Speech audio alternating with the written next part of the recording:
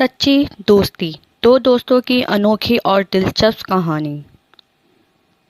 ایک زمانے میں ایک بہت امیر نوجوان تھا اور اس کے والد لعل و جواہر کی تجارت کیا کرتے تھے۔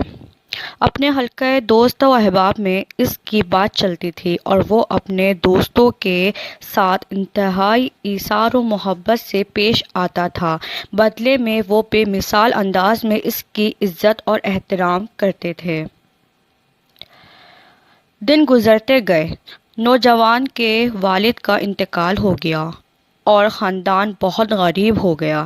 چنانچہ نوجوان نے اپنی خوشحالی کے دنوں کے پرانے دوستوں کو ڈھونڈنا شروع کیا۔ اسے پتہ چلا کہ اس کا سب سے پیارا دوست، جس کی وہ تکریم کرتا تھا، جس کے ساتھ اسے بہت پیار تھا، جو کبھی